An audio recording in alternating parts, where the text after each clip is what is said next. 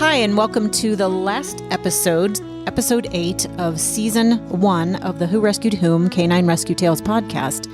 Today we're doing something a little bit different. We're going to be interviewing our veterinarian because we have some questions that have come up through the season, through the stories that we've told, and so we wanted to talk to him about that. Dr. Coufal is a native of Colorado. He grew up on a small family farm surrounded by animals, both big and small.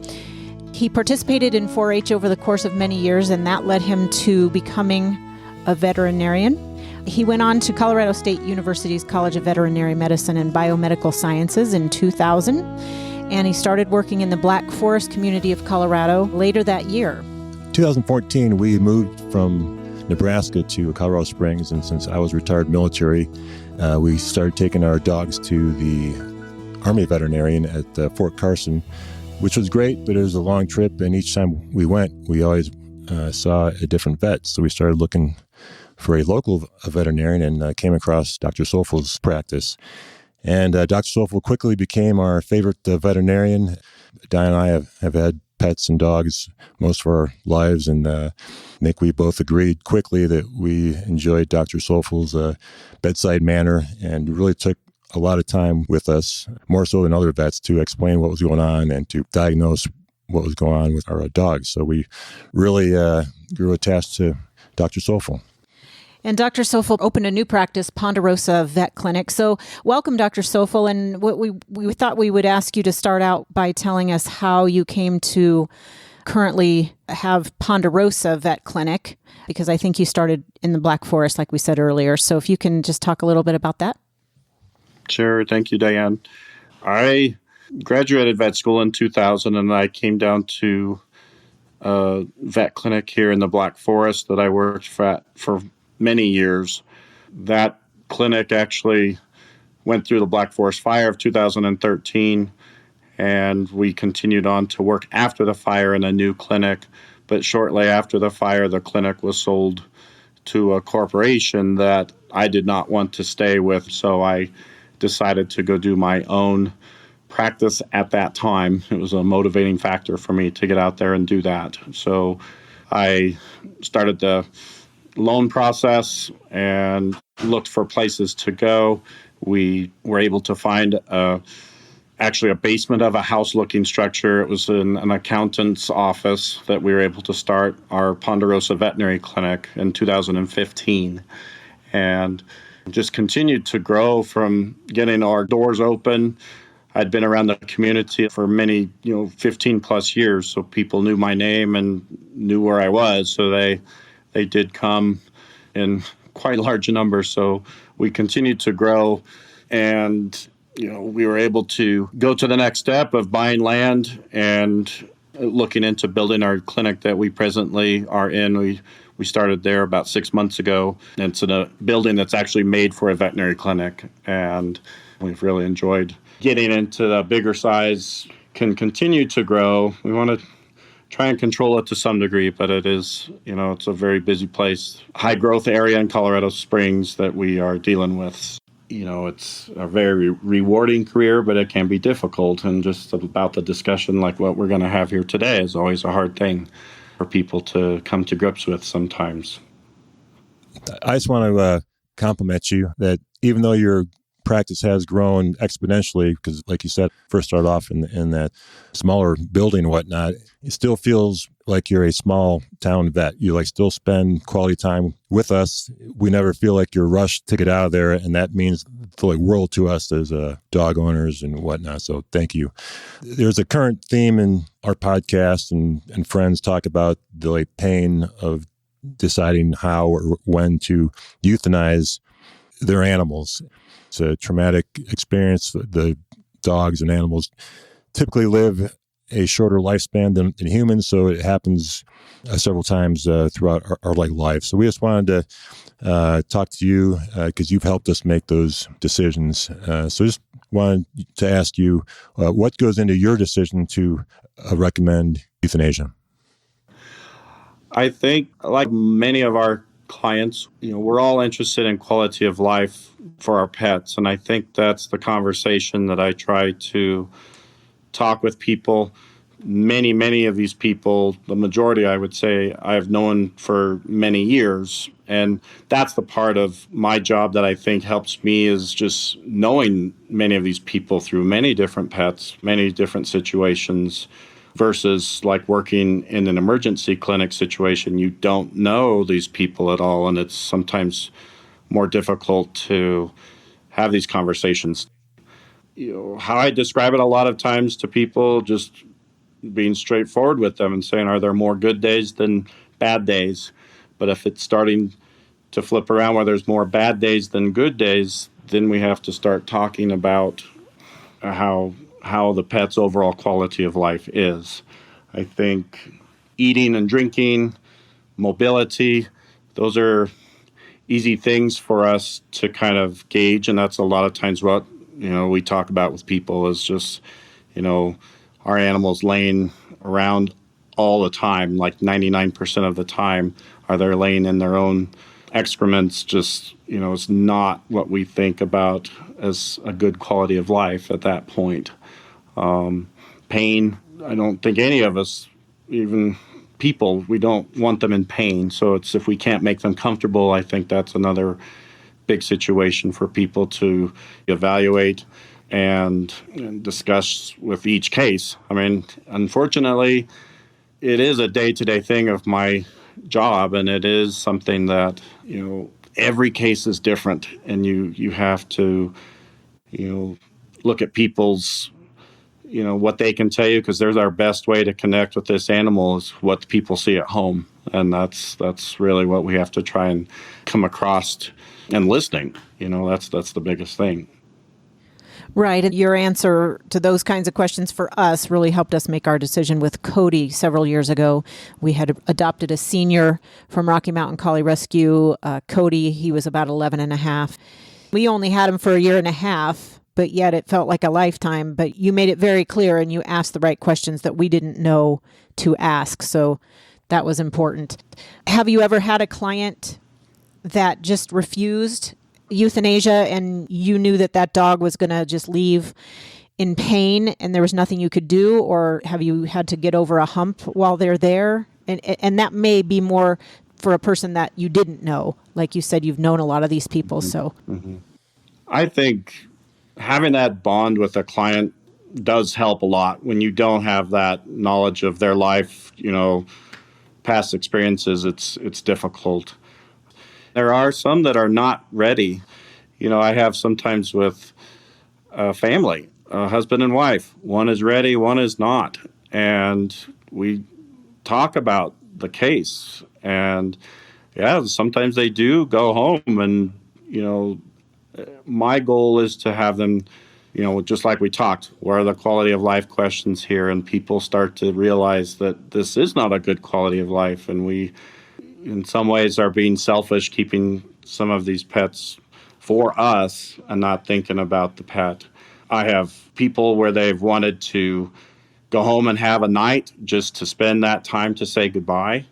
I am fine with that. If, a lot of these pets are chronically ill, another 24 hours, 48 hours for people to come to peace with things, because it's ultimately the client's decision on this situation. And, all of us, it's going to be a little different for each one. And, I get asked a lot of times, what would you do if it was your pet? And I go over the same stuff that we've talked here. It's just, what's happening at home, eating and drinking and getting around. Are we laying around constantly? All those types of questions, And I've sometimes spent a lot of time talking with people about this, because it is such a difficult decision. It's not one to take lightly.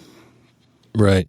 I can't remember exactly what you told us, but with Cody, we were, looking for different options. He was having a hard time getting up. He was, he would struggle to get up. And you basically explained to us that we can't treat him like humans, like just keeping him comfortable. That's really not an option, long term. Can you talk a little bit about that? That we just can't keep him going like we do humans. I think some of it's a factor of size. When you have a little 10-pound Chihuahua or Dachshund, you can help move around easier. I've dealt with that with my own little dachshunds, compared to a 70 or 80-pound dog like Cody was. It's a lot harder to help those bigger animals up and down steps and things like that. I believe Cody, what was going on with there, we see a lot in the older large breed dogs. They just can't get up anymore, and it's a progressing disease that's happened over months. There's going to reach a time where they can't get up anymore. Yes, there's an arthritis component, but there's also this more of a neurologic disease. It's not painful. They're not suffering from it, but it's the dignity for those pets to have in that situation. Right. And I think there's another component too that I'm sure you have thought of at some point, but we can communicate with humans a lot more easily than we can a dog or any pet that you would have to make this decision about. Mm-hmm. Sometimes when Cody or Missy or any of our other dogs that have gotten to this point in their lives, they are communicating to us by the fact that they can't get up, and the things that you suggested earlier that they're not eating or they're not drinking. That's a communication tool that they're using, I think, to let us know. One of our guests before, Caroline down in South Carolina, had talked about really it's the merciful thing. People need to understand that it's mercy and love when you let them go. Mm-hmm. Mm-hmm. Yeah, very much. So it's a very tough part of our job that I don't think as pre-veterinary students we realize how much of that we get involved with, and the question of this time. I didn't really think of it much when I was before being a vet, how much, having to guide people through this type of choice. Since you actually do it, is it emotional for you too, for each animal, even though you don't know them well, they're like that? Is it still a traumatic thing for you? It is. You can't do this without having some emotion to it, but you also, the objectivity of it, that you have to look at things in the health. I've been a vet now for 20 years, and I say that you've seen a lot, but every day you see something different that, in certain circumstances, I know there are things we cannot help. Cancer is such a common thing.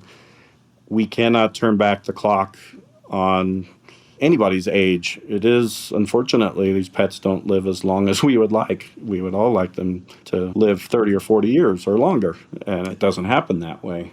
I think our profession, we're learning more and more what we need to do to help ourselves, because I know I've lost veterinary classmates to both suicide and alcoholism, and the stresses that we deal with in our profession and this type of thing. We deal with patients that cannot talk to us. We deal with this euthanasia part that we are, pretty much faced with, if not every day, it's fairly regular. And many of them are health-based things. Some are cost-based, and those are even the harder ones when decisions are made simply due to cost. And it's where some of these helpful things with rescue organizations, I've known multiple ones that they do help have as an option, and you can at least talk to people about, hey, here are some other things that we can talk about for rescue organizations to adopt your pet or to take on this case type of thing. Well, that's great that you do that. I hadn't even thought about that factor, that maybe somebody can't afford it. Mm-hmm. And I certainly didn't realize the enormous pressure on a veterinarian in those situations day in and day out, that could psychologically be difficult. Can you just briefly explain the process for our listeners to understand what exactly goes into it? And I know with us, it was more peaceful than we realized the first time we did this. Mm-hmm. I have changed my technique over my career. Even before vet school, I was in a job where I was having to perform euthanasias. My background with the farm animals and things, there were euthanasias, just different things. But as far as what my technique is now, it's a two-part process where I do a sedative just to put the patient into a plane of anesthesia. That, to me, has just made things so much more peaceful for pets in my experience, that I've done it that way probably 15 to 18 years now. And when we do the second part, that is actually injecting the solution to stop their heart, stop their breathing, and stop their brain activity. They really do not feel it. I tell people we're trying to make this process as peaceful as we can. If it's not going well, we have to stop and rethink what we're doing, trying, having this same conversation I'm having right here with almost every single euthanasia. Even if I feel like I've done one for their family before, you don't know, I don't remember, and I just want everybody to know what's going to happen. Our ultimate goal is to make it as peaceful for everybody. I have people that stay with their pets. I have people that don't. Some will stay for the sedation part. And, again, we talk about all of this stuff before we do it, and they all can make their decision. That's what I think my job is a lot of times. Here are your options. This is what we can do or what's going to happen. Even with a regular medical case, that's how I view things a lot.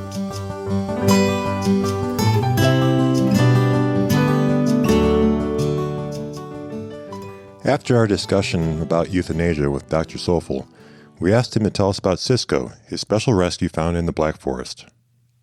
So much of why I am a veterinarian is because of this type of case. He was a dog that was found by a Good Samaritan on a Wednesday before Thanksgiving in a ditch alongside the road out in the country. He had been hit by a car.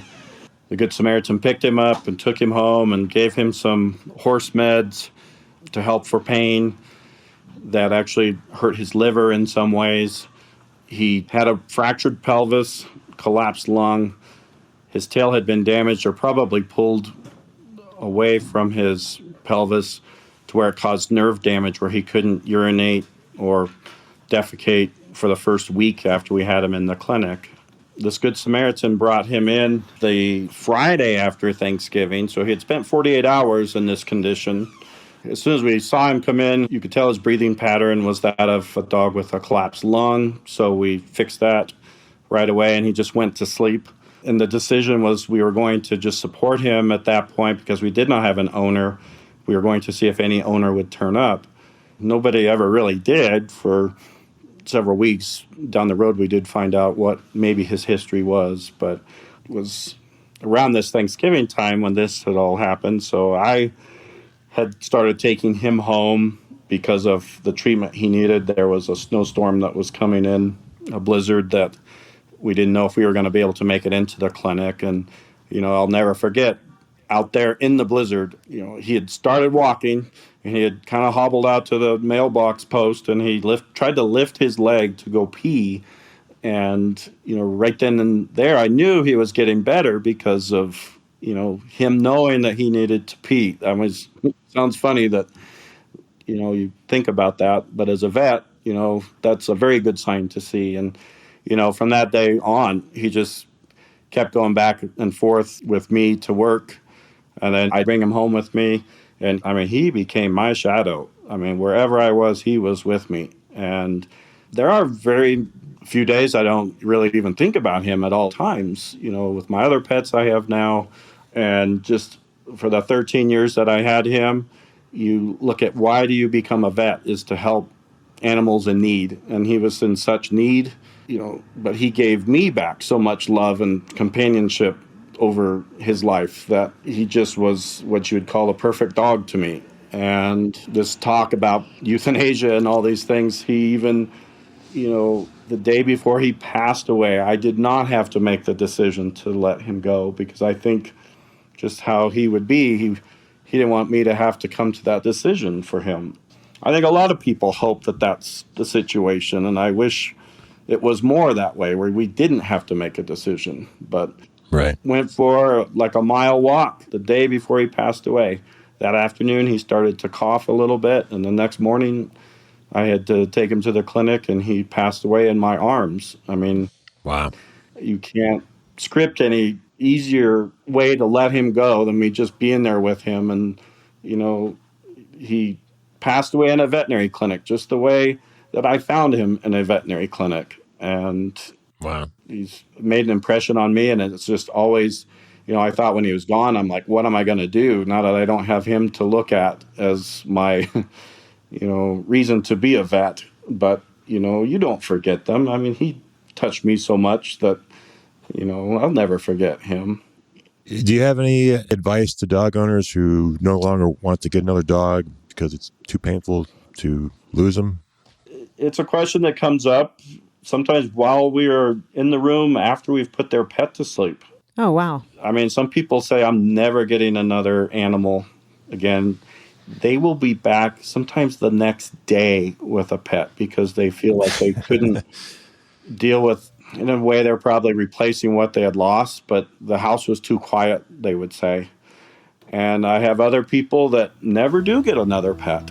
They just cannot take the heartache.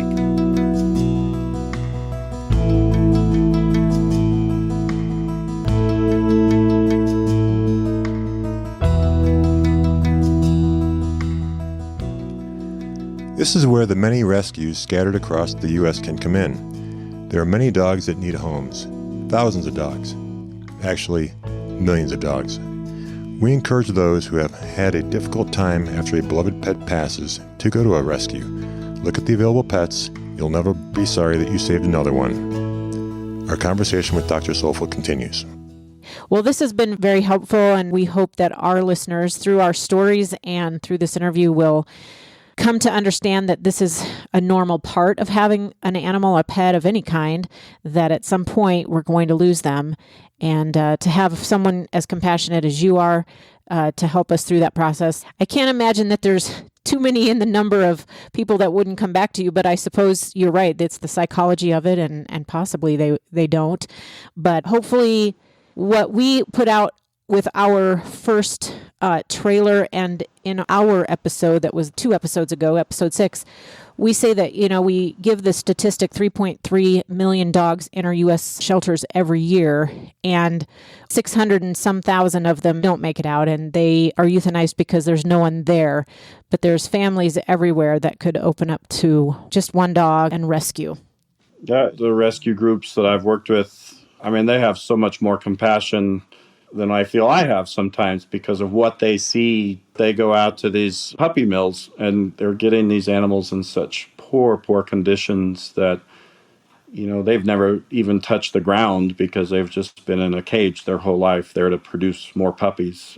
It's a conversation that more needs to be talked about as far as, rescue dogs. Those are a lot of times the rescue groups, they are looking at that as rescue these guys instead of us having to make those tough decisions about euthanasia. My heart goes to them because of all their hard work, all the numbers of animals that they save. These dogs come out and they're not perfect, but I think the majority come and they get a loving home. They can flourish. Very, special cases to see. I've experienced many of them over the years.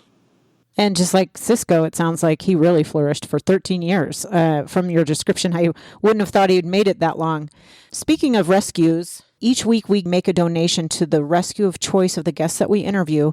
So is there a rescue that you'd like us to donate for this episode? If you would like to, I think the Wild Blue Animal Rescue in Black Forest would be my choice. They are mostly a cat rescue, but I've worked with them for many years. Okay. Well, thank you, Dr. Soulful, for the time that you gave to us today. We appreciate that and your veterinary clinic, Ponderosa Veterinary Clinic in Colorado Springs. Thank you for all you do for all of us who own pets. Thank you. You're very welcome.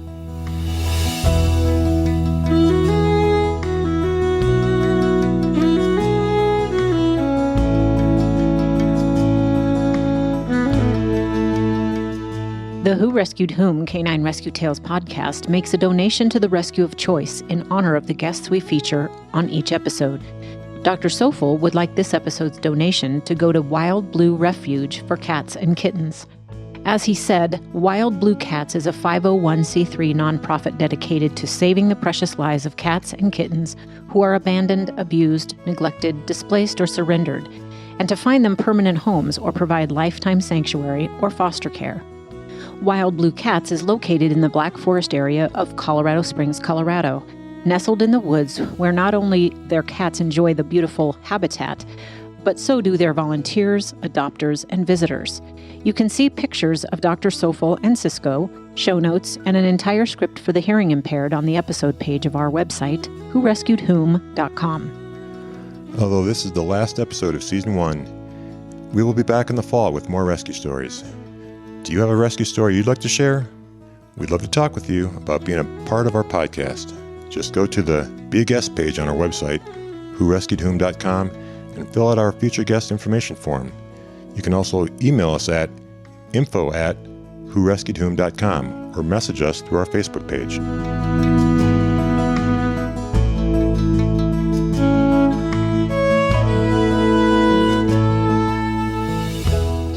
This podcast was edited and produced by Mike McClellan of podcastps.com.